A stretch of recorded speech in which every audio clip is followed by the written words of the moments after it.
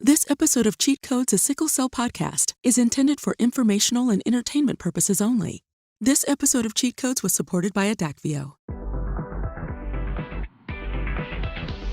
What's up, Cheat Codes listeners? It's me, Dr. Z. And me, Dr. C. You know, Dr. C, when we talk about names and the upper echelon of sickle cell disease, really people who moved the bar forward, there's not that many names. There's quite a few, but there's a few legends, and we've had some on here. There's some that really stand out. So it's a for sure a special one today. Yeah, so our guest today is somebody who's been serving the sickle cell community for a long time. Somebody who has served the sickle cell community in a place where sickle cell exists, but doesn't get as much sort of attention or notoriety as, the United States, the UK, France.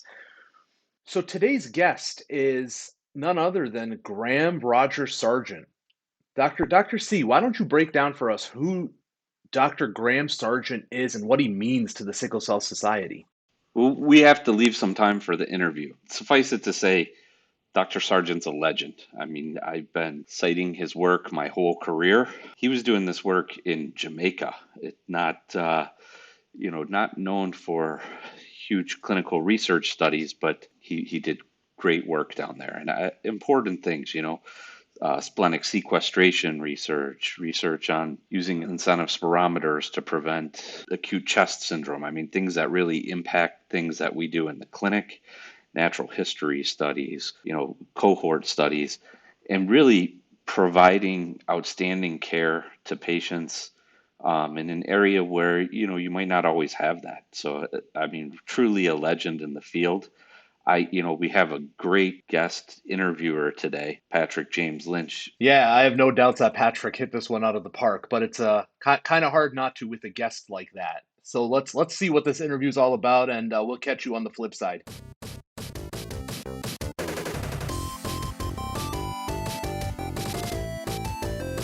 Dr. Graham Serjeant, it's an honor to be speaking with you today. Thanks for joining us here on Cheat Codes, a Sickle Cell podcast. We greatly appreciate it.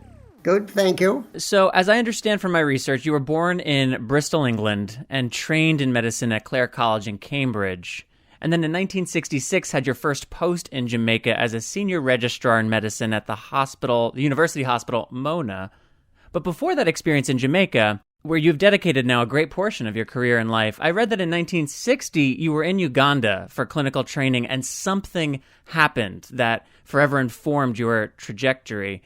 What did you discover in Uganda, and how did that impact your professional career from that point forward? A long story, but in those days I had a girlfriend who had a Ugandan background, and so that featured heavily in our conversations.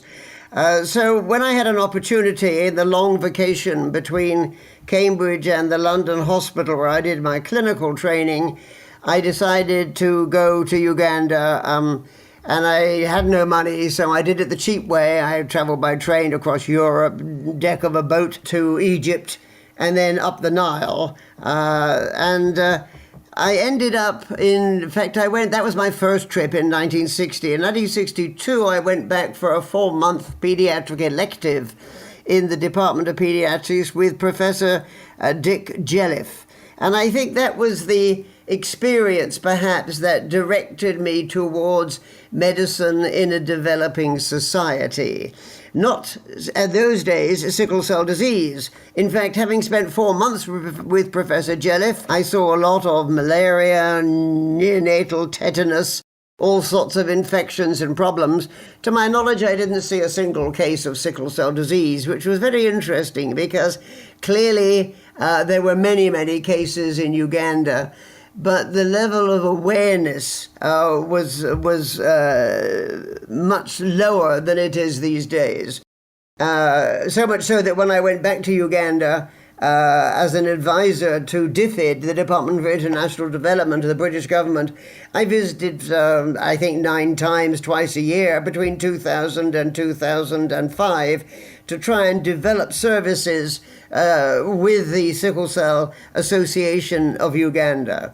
So I think what that first visit did was it made me aware of what could be achieved in a developing society and the role that an individual could play and perhaps make a larger contribution there than in the highly developed societies of the UK and the US. That makes sense.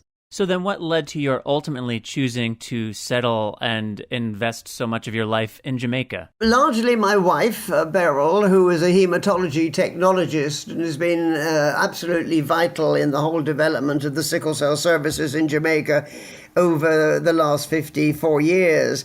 She, as a child, had been in Bermuda, where her father looked after the dockyard.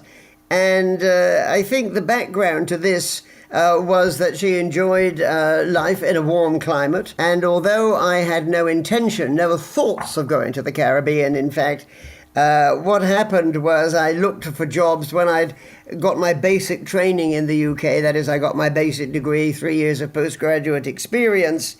I was actually looking to return to tropical Africa. And there were no opportunities available at that time, but there was a job advertised in Jamaica. I had no intention of going to the Caribbean, but she said, well, it's for a year. Let's go and see how it works out. And in fact, during that year, I was asked to help.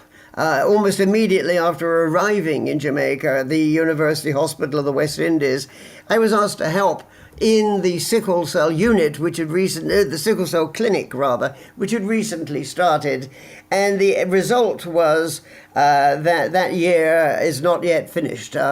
We've been there nearly 55 years now. And that's because I realized the challenges of sickle cell disease. You know, what happened was, if you read the textbooks of the 1960s, you will find that it says, this is a dreadful disease, everybody dies in childhood, a few people survive to adolescence and early adult life. But in the Jamaican sickle cell clinic, people at the age of 20, 30, 40, 50, 60, 70 years came in, and they appeared to have SS disease. That's the severe form, homozygous sickle cell disease, sickle cell gene from both parents. And so when we first tried to write this up in 1968, it was a paper entitled Relatively Benign Sickle Cell Anemia in the West Indies, 60 patients over the age of 30.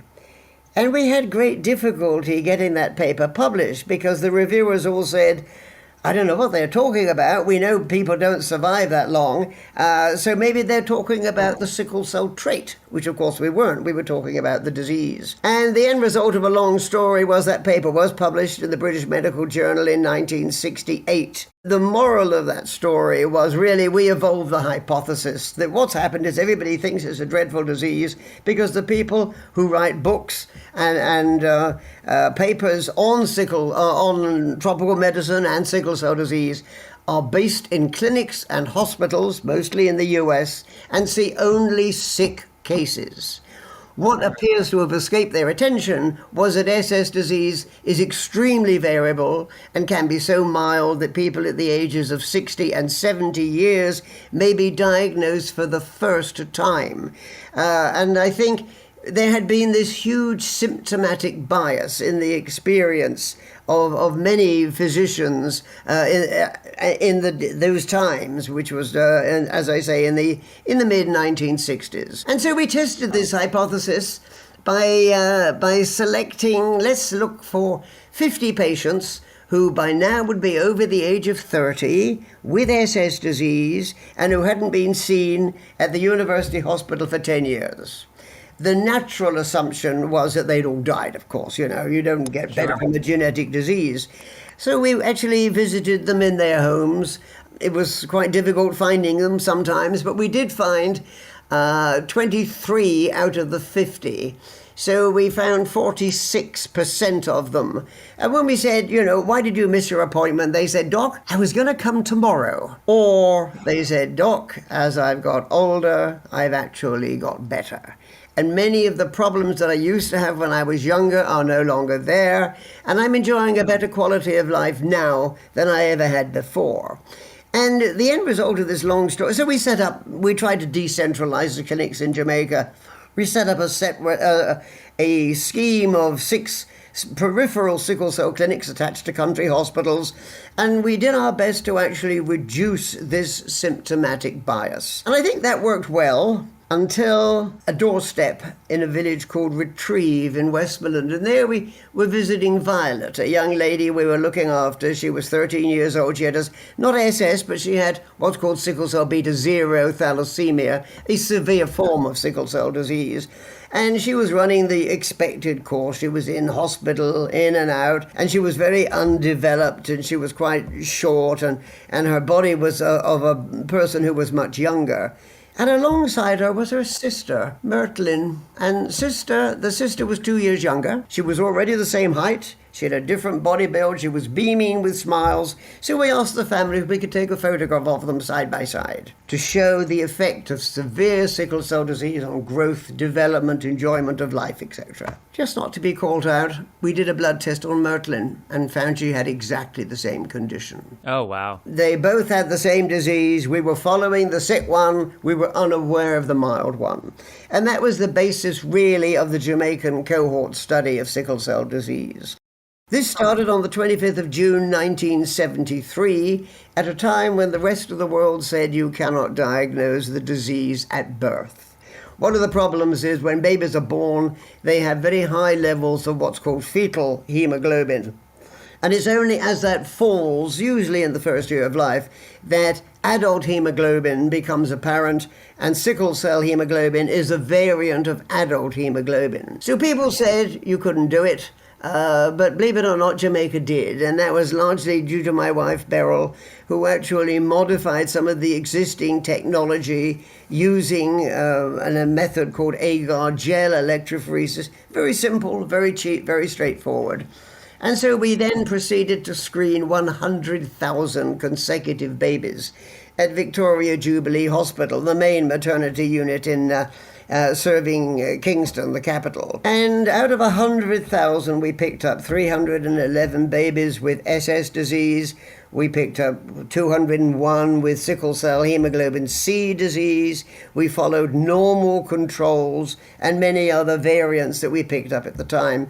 So we started with a group that was about 800 babies, and we decided to follow them for life. The oldest baby is now 47 years, will be 48 years in the beginning of August, so she is already 48 years. And one of the enormous strengths of Jamaica, being an island, is the ability to follow up people. But not just that, just the intelligence and the cooperation and the knowledge of our families. There must be few places in the world where this could be done, but 47, 48 years later, we are still in touch with 100% of those kids. That is absolutely... We know who's died, we know who's emigrated, we know who's alive and living in Jamaica, we know where they are, we're in touch with them regularly. And I think that's a tribute, as I say, to not only the sense and knowledge of Jamaican patients and their families,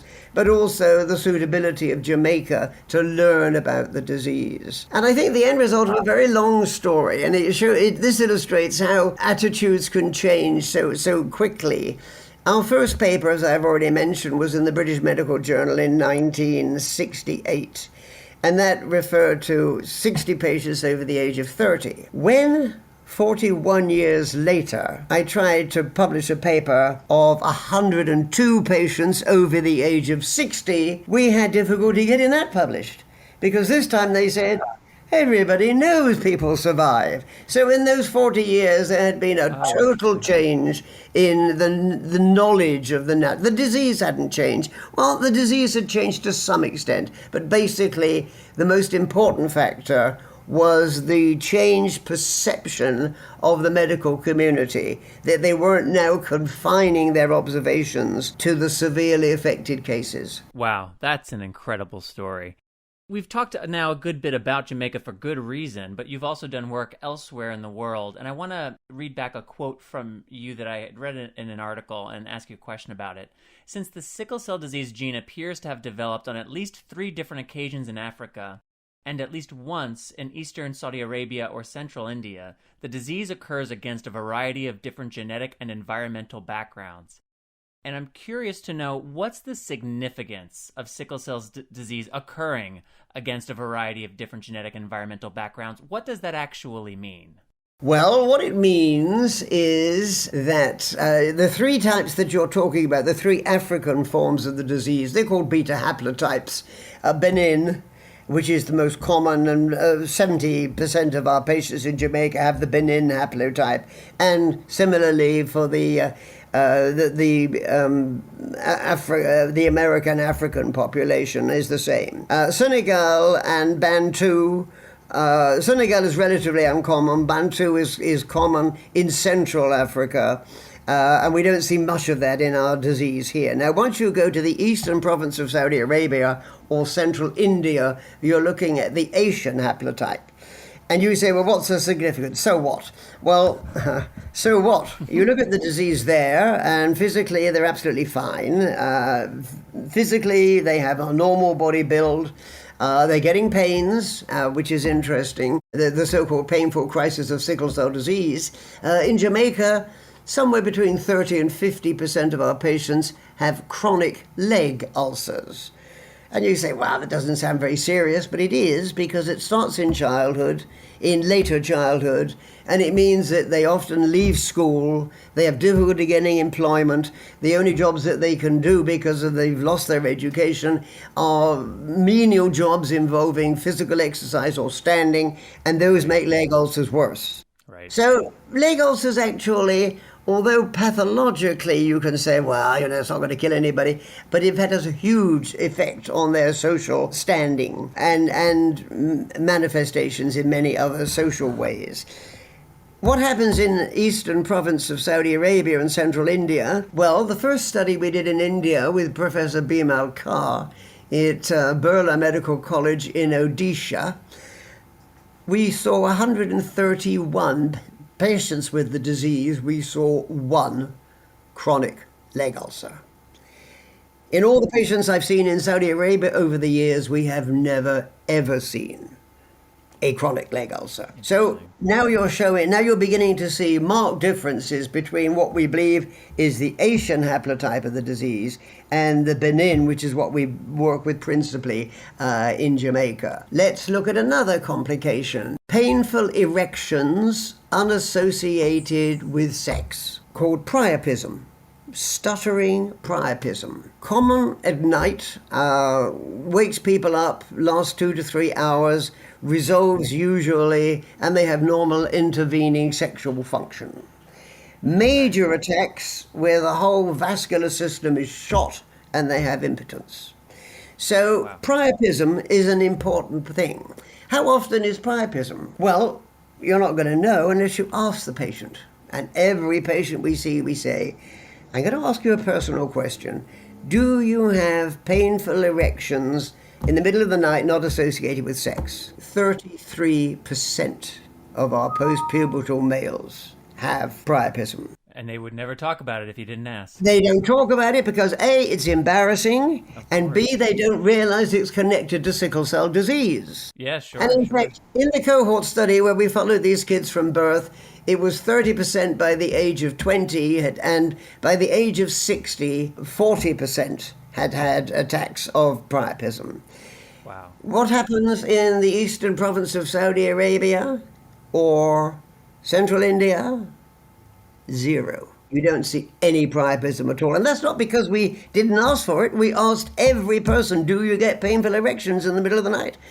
None. So you begin to see that there are major differences between the disease in India and the disease in people of African origin. Let's talk about another issue, and that is that the spleen, which is absolutely central to early immune response to infection, sits under the ribs on the left side of the belly, and the spleen gets shot because of all the circulating sickle cells, usually loses its function in African disease in the first year of life. Oh, wow. What happens in India? It looks as though at the age of 1, 2, 3, 4, they still have splenic function normally. 5, they begin to show problems. So there is a difference in the ability of the spleen. Now, what's the importance of that? Well, pneumococcal septicemia, which is one of the most important infections in the disease, causing brain damage, causing death, falls sharply after the age of 3. So if your splenic function persists beyond the age of 3, you're not going to get pneumococcal septicemia. If you go to India, and I've now been 27 times to India, I talk all the time, all over India, and I work with pediatricians, and I say, have you ever seen a child with pneumococcal septicemia? No, never. Is there a case in the literature in India? No, never. So here again, you're beginning to see they've got less leg ulcers, they've got less priapism or no priapism. They are now, it looks as though their splenic function protects them against pneumococcal septicemia. Now, what is particularly tragic is, of course, well-meaning Indian doctors, of whom I know many working in sickle cell disease, are using models of care developed in African patients. And so they are actually giving pneumococcal prophylaxis, which is expensive vaccines, injections of penicillin. And you say, but why are you doing this? Oh, because of pneumococcal septicemia. I say, have you ever seen a case? No. But they do in Africa. Well, that's a different issue. Right. So once again, you are beginning to see the difference. And you see, one of the things I'm trying to do now is to actually persuade Indian doctors that pneumococcal prophylaxis is not necessary. It costs about $220 US dollars per child. That money should be much better used in more relevant things. So we're beginning to see that there are very important differences geographically in the disease. And you say, well, so what? Why? And one of the principal reasons is that the genetic factors that you began to talk about, for some reason, fetal hemoglobin persists for much longer in the eastern province of Saudi Arabia and in central India.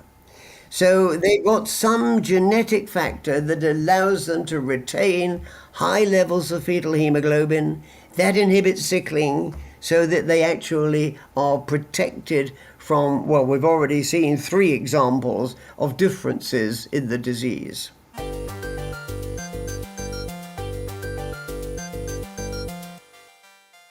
Today's episode of Cheat Codes is brought to you by Novartis, manufacturers of Adakveo and the Adakveo Warrior Way program.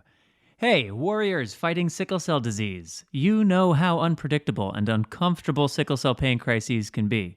That's why it's so important to explore your options. One of those options is Adakveo. What exactly is Adakveo? Adakveo is a treatment for people 16 years or older with sickle cell disease that could reduce how often certain pain crises happen. It is not known if Adakveo is safe and effective in children under 16 years of age. And the Adakveo Warrior Way program can provide you with support, including tips, tools, and resources to help you understand Adakveo. Reducing the frequency of pain crises may be possible with Adakveo. Talk to your doctor to see if treatment with Adakveo is right for you, and visit adakveo.com to learn more. That's ADAKVEO.com. Visit adakveo.com today. Important safety information. What is Adakveo? Adakveo is a prescription medicine used in people 16 years of age and older who have sickle cell disease to help reduce how often painful crises happen. It is not known if Adakveo is safe and effective in children under 16 years of age. What should I tell my doctor or healthcare provider before taking Adakveo? Before receiving Adakveo, tell your healthcare provider about all of your medical conditions, including if you are pregnant or plan to become pregnant. Adakveo may harm your unborn baby. Are breastfeeding or plan to breastfeed? It is not known if Adakveo passes into breast milk. You and your healthcare provider should decide the best way to feed your baby during treatment with Adakveo. Tell your healthcare provider about all of the medicines you take, including prescription and over-the-counter medicines, vitamins, and herbal supplements. How will I receive Adakveo? Your healthcare provider will give you Adakveo as an infusion into your vein through an intravenous or IV line over 30 minutes. You will receive your first infusion and then a second infusion 2 weeks later. After that, you will receive an infusion every 4 weeks. Your healthcare provider may also prescribe other treatments for you to take during treatment with Adakveo. Do not stop receiving Adakveo unless your healthcare provider tells you to. If you miss an appointment for an infusion, call your healthcare provider as soon as possible to reschedule. What are some of the possible side effects of Adakveo? Adakveo may cause serious side effects, including infusion-related reactions. Infusion-related reactions may happen during or within 24 hours of receiving an infusion of Adakveo. Your healthcare provider may slow down, temporarily stop, or completely stop your infusion with Adakveo if you are having an infusion-related reaction.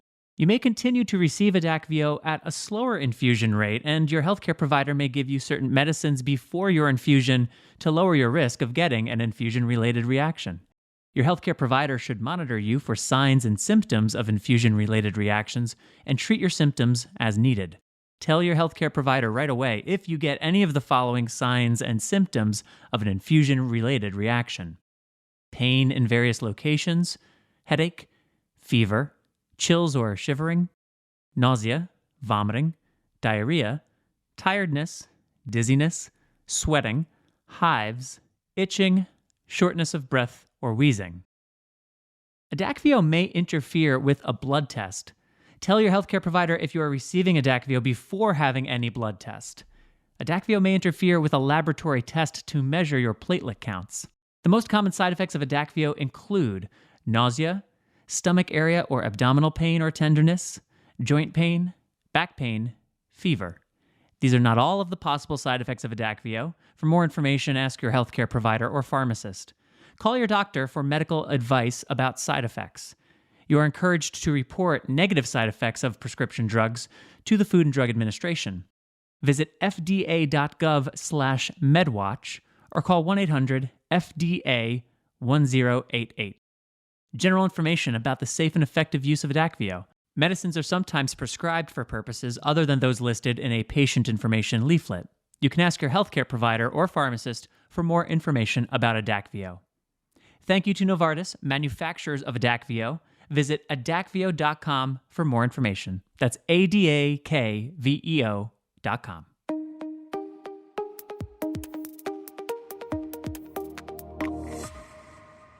Wow. I have to ask, what first got you so interested in sickle cell? I know I'm going back a bit here, but what was the original hook that pulled you into the world of sickle cell disease? Well, I think that discrepancy between what we were seeing in Jamaica and what the textbooks told us of what it should be.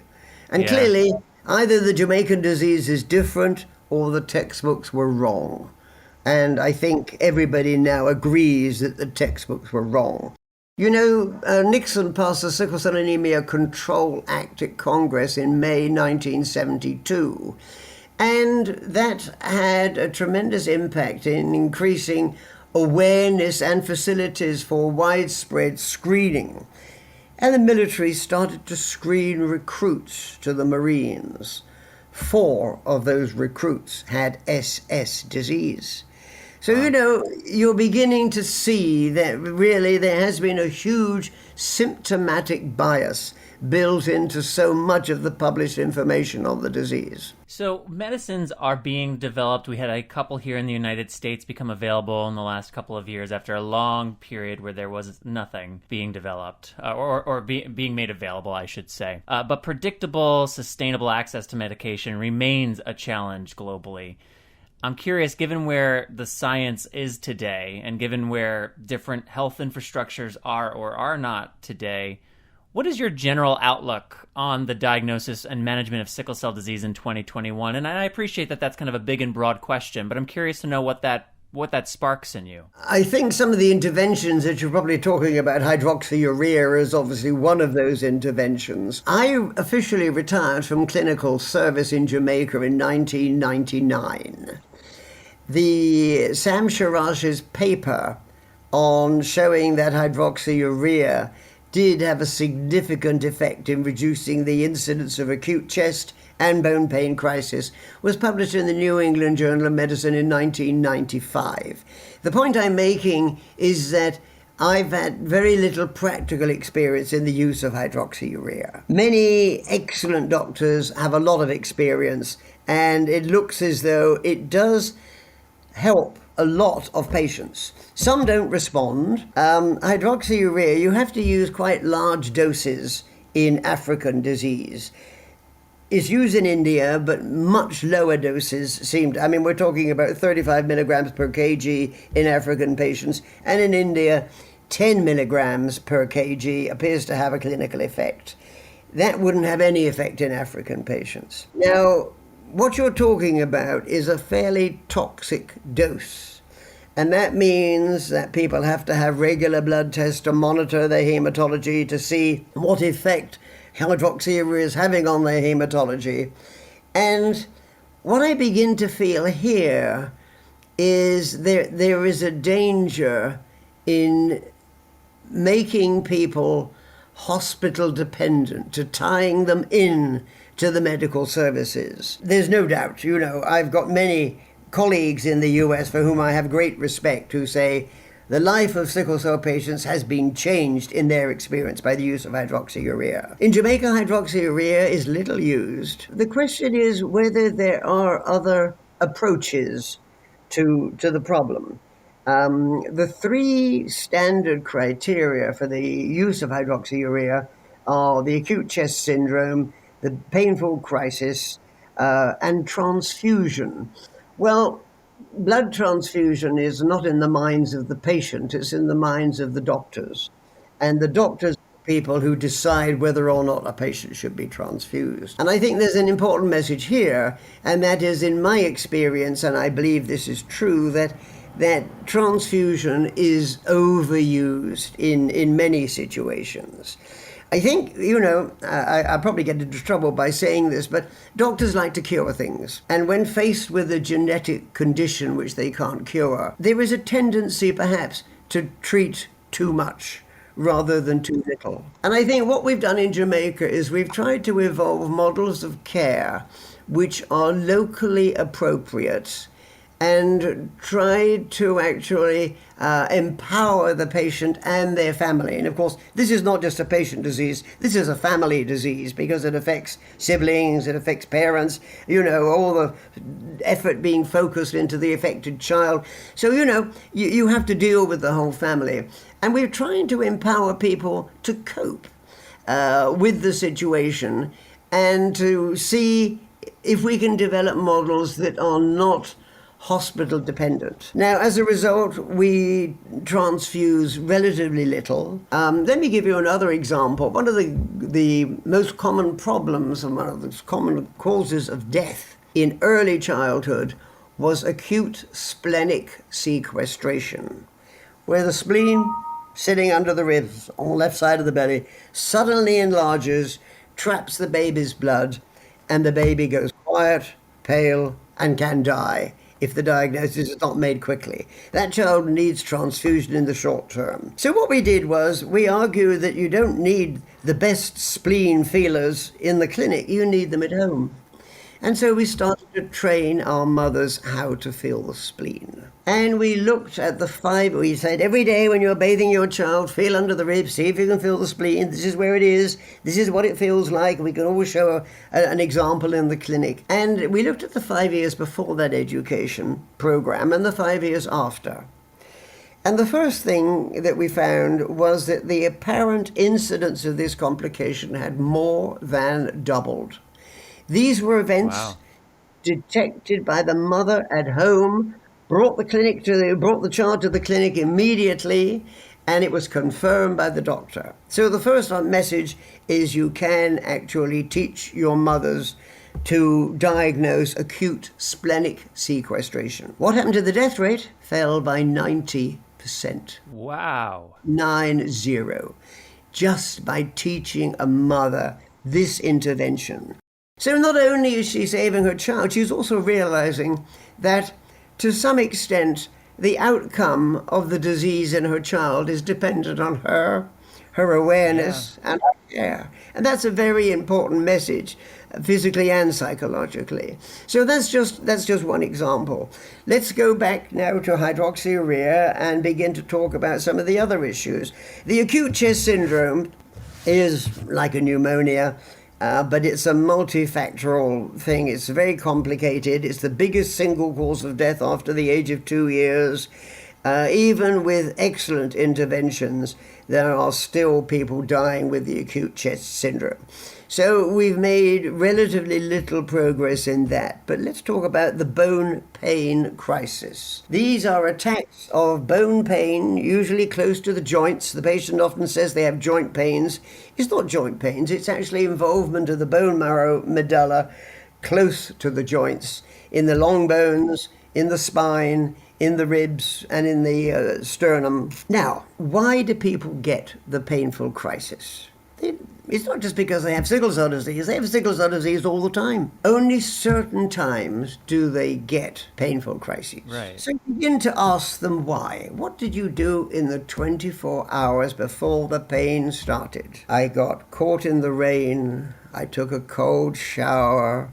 I took a cold bath. I was doing laundry in cold water. I got caught in the rain. What's telling you is that getting cold or wet causes bone pains. Right. So you can actually avoid a lot of bone pains by just avoiding those situations. And we always ask our patients what they think causes their pains. And then after we've asked them these open questions, we say, fine, do you ever go to the beach? No, don't go to the beach. Why don't you go to the beach? Because every time I go to the beach, I get pains. So they know. So we say, well, listen, go to the beach, go in the water, don't stay in too long. When you come out, dry off immediately, change your wet clothes.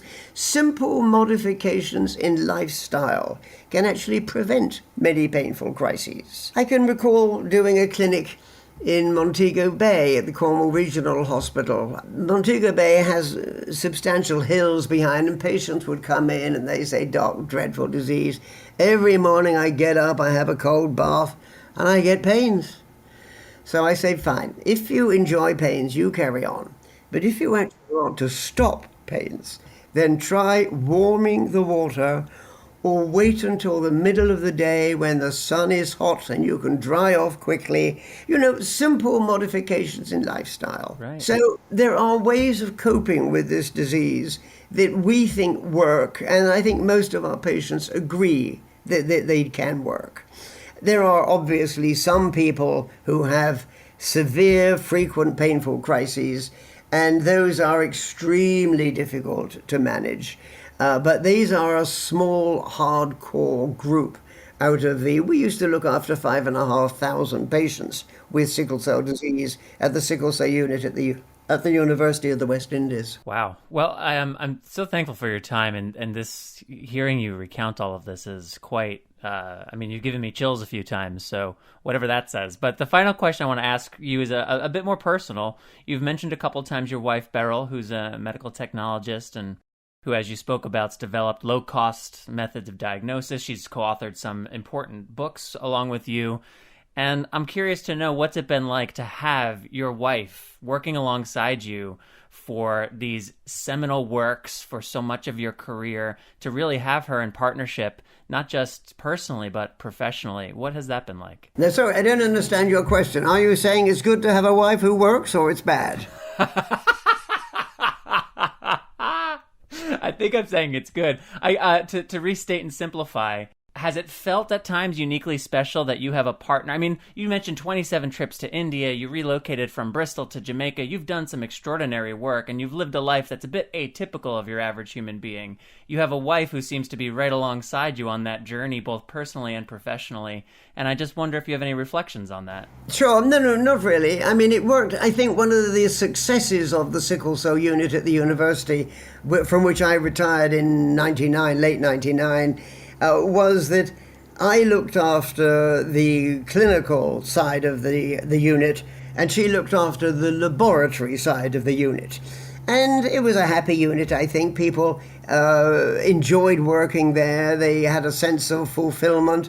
We had a very good sort of, within the unit, everybody, we didn't have any problems. We had 28 staff in the end, and it was very interesting because we had a lot of visitors, and the Vice-Chancellor would come by and he said, I like to bring them to the sickle cell unit because it's such a happy unit. And then you suddenly realize, what a strange thing to say at the time, but you realize that not all research units are happy, and not all departments are happy.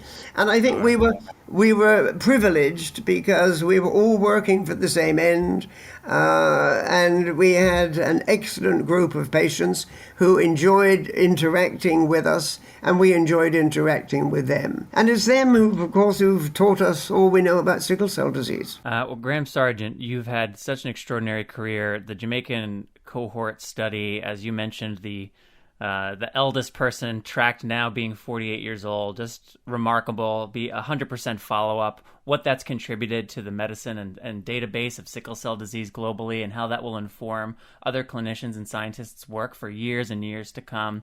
The impact on patients around the world. It's astonishing. I'm impressed. I feel honored to be speaking with you today.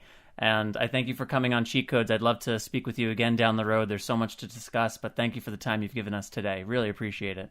Well, you're very welcome. And as I say, I enjoy talking about sickle cell disease. So whenever you have any more questions, just set up another meeting. Sickle Cell Warriors, I hope that you guys enjoyed that interview as much as I did. Dr. C, what an unbelievable individual Dr. Graham Serjeant is. Now, that is such a treat to be able to hear, truly a legend in the field who's done, as you heard, so much work and really had such a profound impact. I'm really happy that he was able to come on Cheat Codes and our listeners were able to get a chance to hear from him. If Cheat Codes at the end of all of this is nothing but a time capsule of sickle cell disease in 2020 and 2021, this is something that really needed to be in that time capsule. For sure. And 2022 and 2023, Dr. Z. I like your optimism. All right, Sickle Cell Warriors, on that note of optimism, glass half full, we are going to pray that you continue to live well with sickle cell. We hope that you share this podcast with somebody who you think could learn about sickle cell disease or needs to hear about sickle cell disease.